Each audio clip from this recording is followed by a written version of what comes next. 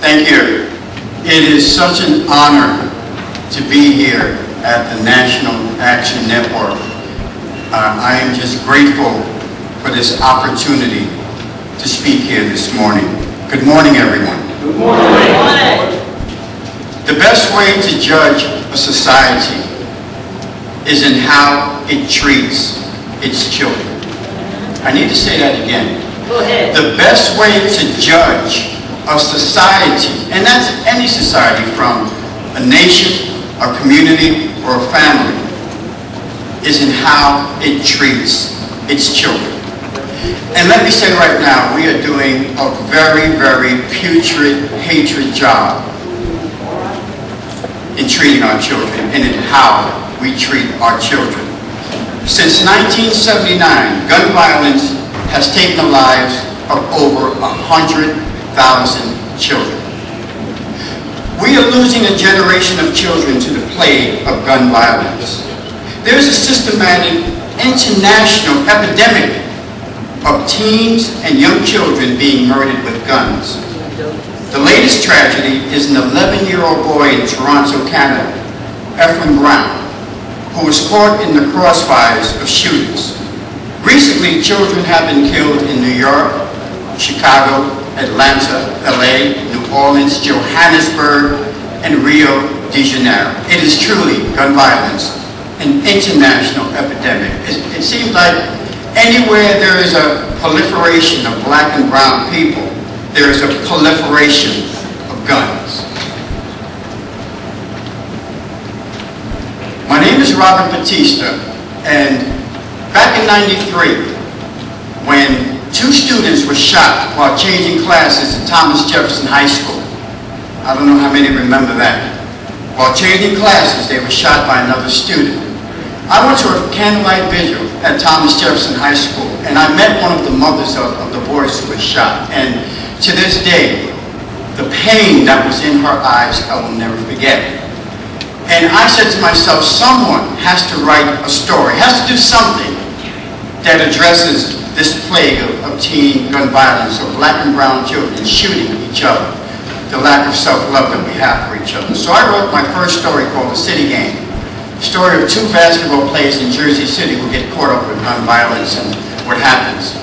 So then the New York City school systems picked it up and they started buying the books and then started having me speak at different schools, Grady High in Brooklyn, New Dorp, all over the city. I started to speak at high schools. And then one of the students raised their hand and said, Mr. Batista, not all of us are carrying guns to shoot and to kill and to stick up.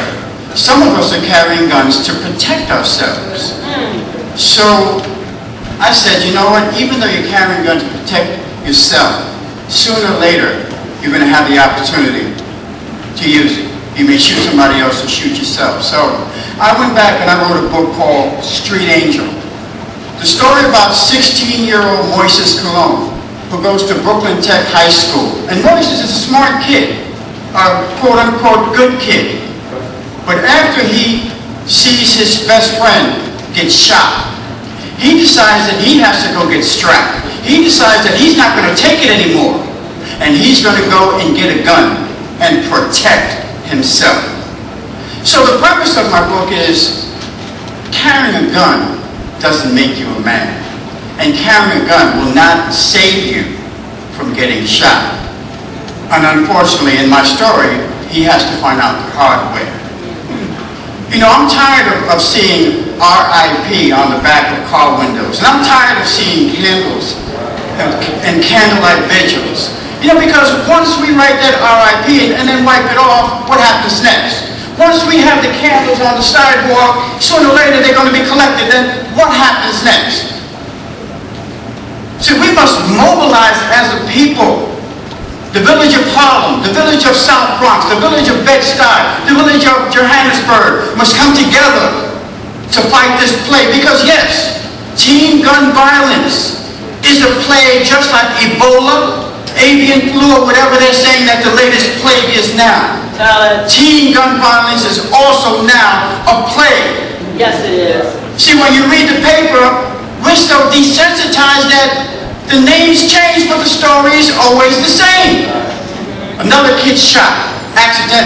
drive-by, 4 years old, 9 years old, 16 years old, for love, for respect. Oh, he dissed me, so I had to shoot him. Oh, he stole my woman, so I had to shoot him. Our children do not know empathy anymore. They're not taught sympathy. They're not taught altruism, empathy. All they're taught now is, hey, you diss me, you're going to get got. And that's the tragedy. And you know, a lot of the blame is on ourselves, as the elders, as the community, as the parents. A lot of times we can't blame the kids, because when you turn on the TV set, when you look at the movies, when you see the video games, it's the glamorization of guns and violence.